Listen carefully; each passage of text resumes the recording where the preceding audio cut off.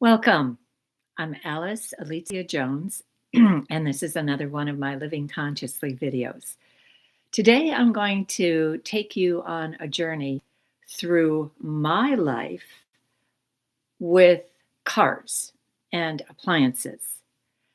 Prior to my doing what I'm going to be talking to you about, I probably experienced the what another person experiences on the average in the United States.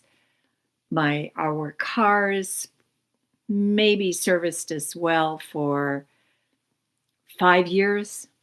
In fact, we were grateful to get that much time out of them. Then I discovered a simple truth. Praising my cars, telling them how great they were, telling them that I loved them, gave me with the first car that I tried this, 16 years of service. It was a Maxima. It was a light green color. My husband called it the green machine. I cannot remember the year that I bought it, but once we had it, well, yeah, I can. I'd have to calculate backwards. Once we bought it, I absolutely, every single time I got into that machine, I would tell it how thrilled I was that it belonged to me. And I know my husband was so, uh, because I was the real estate broker and working actively in real estate, he let me always get the new car and then he would take the hand me down. And in my case, because I drove it for so long, he would occasionally want to drive it too. So he would drive it to the mailbox, pick up the mail, and come back again, or take it on small errands that he knew when I was home. Anything to get behind the wheel of that car. It was incredible. It was absolutely incredible. At the end of its life, we had put 358,000 miles on that car. And we finally recognized that it probably needed $3,000 or more in repairs. And for a machine that was like 16 years old, we weren't willing to do that. So we let it go. But in 2007, I had gotten a couple of other cars in between, none of which were memorable. But in 2007, I answered an ad for another Maxima. And this time, when I called the dealer, it was, I'm sorry, the car was a 2007. This was 2008 when I answered the ad. And the car, I asked what the color of the car was. And I swear that the person on the line said something to the effect of perdition. And I thought, well, that doesn't sound so promising. So I said, what color is that? And they said gray. And then I asked, well, I thought for sure then the interior would be a black to contrast with the gray of the outside. So I asked for the color of the interior and they said gray. Anyway, when my husband and I both went to the dealer, and this was in the Tyson's Corner area, which is known to have some lovely cars, lovely deals, just beautiful area. When they pulled the car up, I had this vision inside my head of all of this group of angels that were presenting me with this car. And I looked at it and I couldn't believe it. Even though it was a Nissan Maxima 2007, it looked like a sports car, and it had a spoiler on the back. It had a sunroof, and year after year, it didn't even matter if I owned it for 10 years, or I should say when I owned it for 10 years, somebody would ask me, "Oh, did you get a new car?" Somebody always thought I had purchased a new car. That's how pretty it was. That's how much in style it was. So I was just thrilled with it. Then, as I, now this time I didn't get my huge mileage, but nevertheless, I was pushing 200,000. I think I was at about 168,000 miles. And when a very strange noise started to develop, and I thought, this doesn't sound so good. I had an exit ramp that I had to go off of, and sure enough, it died on the way off the exit ramp. But fortunately, it was a very long exit ramp, and there was plenty of room for the person to come set up a tow for me, and I was very, very grateful for that. Then, when I took the car home after it was serviced, they said that it had three computers in it. One of the computers failed, but the mechanic recommended that I replace all three computers because he said you never know when the other two are going to fail, and it's not worth taking the chance. So I did. I drove it for another couple years, and this time, when the noise started again, I took it in for servicing, and I asked, because it needed to be inspected, and I asked the mechanic, "What's the noise from?" And he goes, "What noise?" He didn't find any noise. And yet, when I drove it home, I heard the noise. So I kind of took that as a signal that it was going to uh, die for me. So I asked it, I said, "If you're going to die, would you please not strand me? Would you please make sure that I'm in a safe place?" So sure enough, one Monday, as I was getting ready to go to yoga, I tried to turn over the car. It made its valiant attempt to turn over, would not start. So we had to have it towed from the garage to the service station, who basically gave me a litany of repairs. And I knew I had to give it up. I, I wasn't willing to put that much money. I know the repairs were over $3,000.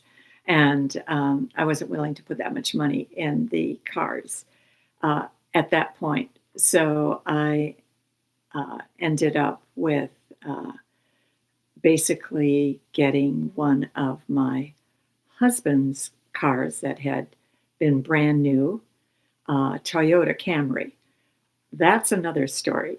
But one of the things I also wanted to share with you, not only am I using this technique on my cars, telling them how much I'm grateful for them, but I also am using it on my appliances.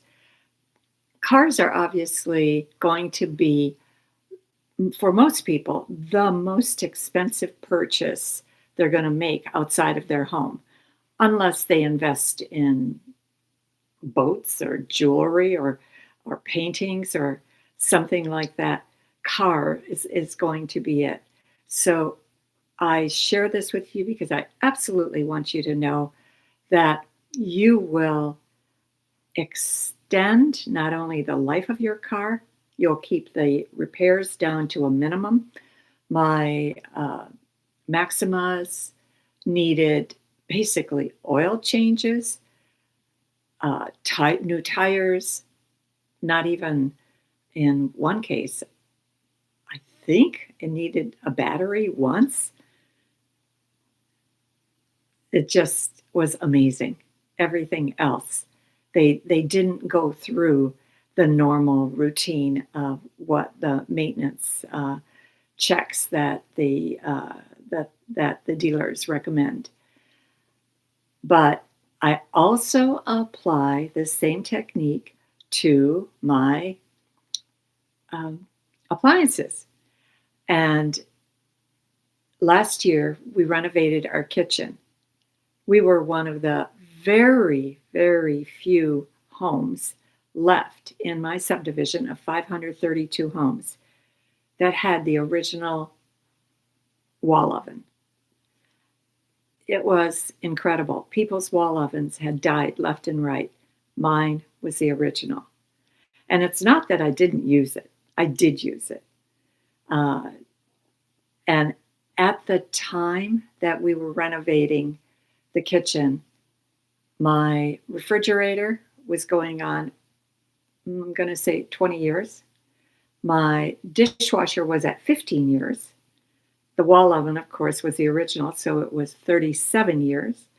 And my stovetop was in the neighborhood of maybe 30 years, 32 years, 30 years.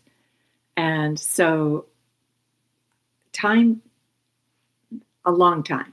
And so when we replaced everything, uh, since the refrigerator still operated, I asked the contractors to move it to the garage because I felt I could have a second refrigerator. They did. 6 months later, that refrigerator died. So again, I just feel I got such great use out of my appliances just by telling them how much I cared for them, how much I loved them, and how grateful I was of their service to me.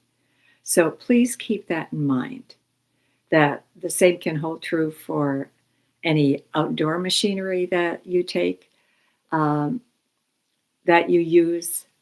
I know uh, we had a rider mower that serviced us for well over 20 years. And it wasn't a John Deere, it wasn't a professional, uh, but it serviced us very, very well. And at the end, it still ran beautifully. It just didn't look very good. So my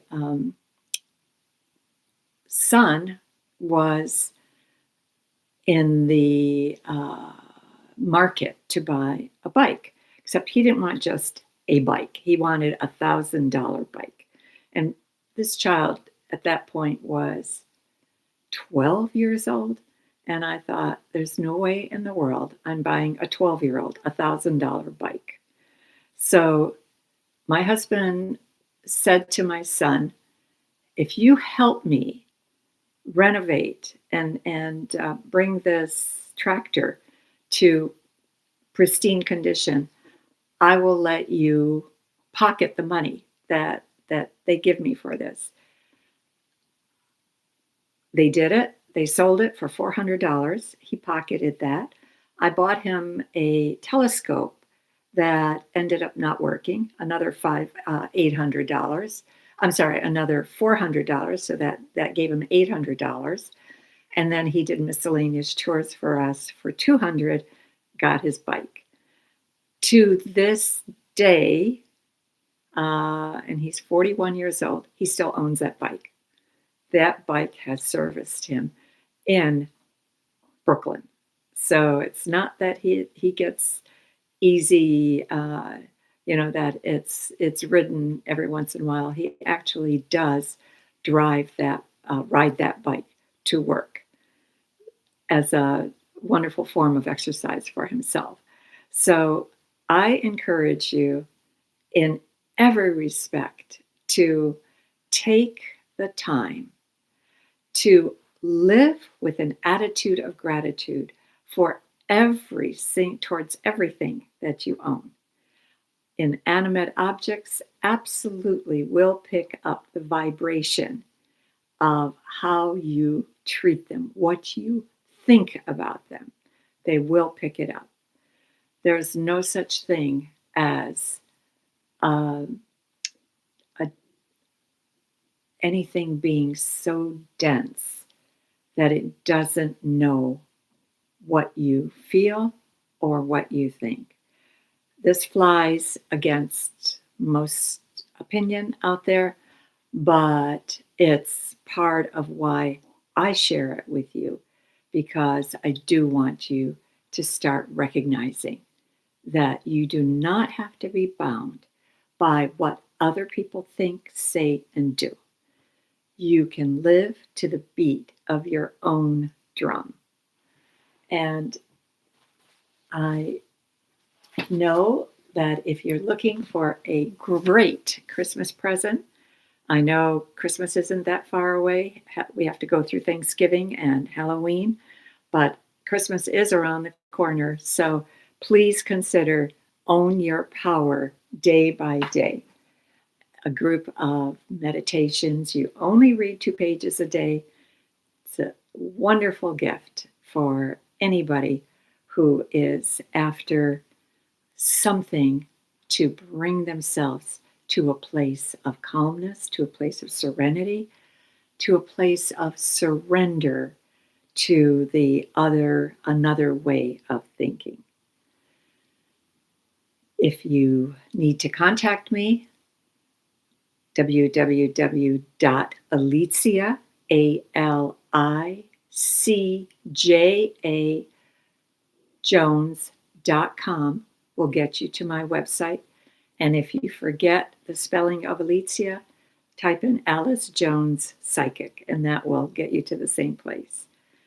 I thank you. Have a wonderful Halloween. I will actually see you next week, Friday. I hope to be here at 1 o'clock. I do have a couple of appointments that may crowd me out from 1 o'clock, but my intent is to be here at 1. Thank you and have a blessed week.